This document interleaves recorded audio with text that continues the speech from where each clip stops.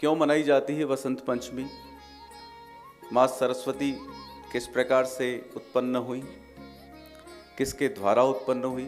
उपनिषदों की कथा के अनुसार सृष्टि के प्रारंभिक काल में भगवान शिव की आज्ञा से ब्रह्मा जी ने खास तौर पर मनुष्य योनि की रचना की, लेकिन वे अपने सृजन से संतुष्ट नहीं दिखे।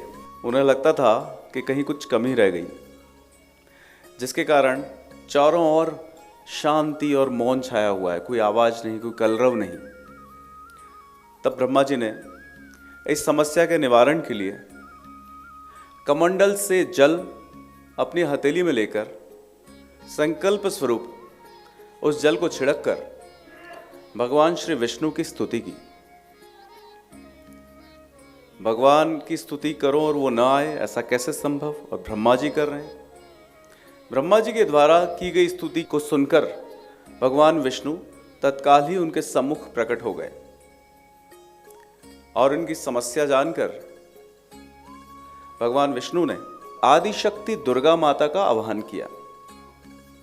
विष्णु जी के द्वारा आह्वान होने के कारण भगवती दुर्गा वहां तुरंत ही प्रकट हो गई। तब ब्रह्मा एवं विष्णु जी ने उन्हें इस संकट से उबारने के लिए, इससे दूर करने के लिए निवेदन किया। ब्रह्मा जी तथा विष्णु जी की बातों को सुनने के बाद उसी क्षण आदिशक्ति दुर्गा माता के शरीर से श्वेत रंग का एक भारी तेज उत्पन्न हुआ, जो एक दिव्य नारी के रूप में बदल गया। यह स्वरूप एक चतुर्भुजी सुंदर स्त्री का था, जिनके एक हाथ में वीणा तथा दूसरे हाथ में वर्ग की मुद्रा में थे। अन्य दोनों हाथों में पुस्तक एवं माला थी। आदिशक्ति श्री दुर्गा के शरीर से उत्पन्न तेज से प्रकट होते ही वीणा का मधुर नाद किया, जिससे संसार के समस्त जीव जंतुओं को वाणी प्राप्त हो गई। जलधारा में कोलाहल व्याप्त हो गया। पवन चलने से सरसराहट होने लगी।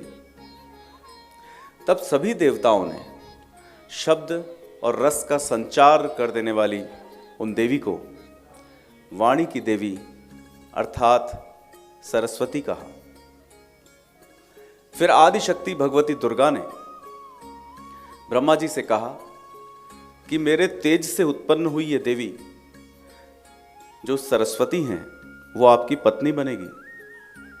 जैसे लक्ष्मी श्री विष्णु की पत्नी है, पार्वती महादेव शिव की शक्ति है, उसी प्रकार ये सरस्वती देवी ही आपकी शक्ति बनेगी।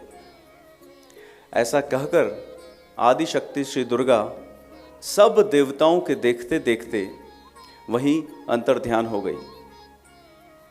इसके बाद सभी देवता सृष्टि के संचालन में संलग्न हो गए।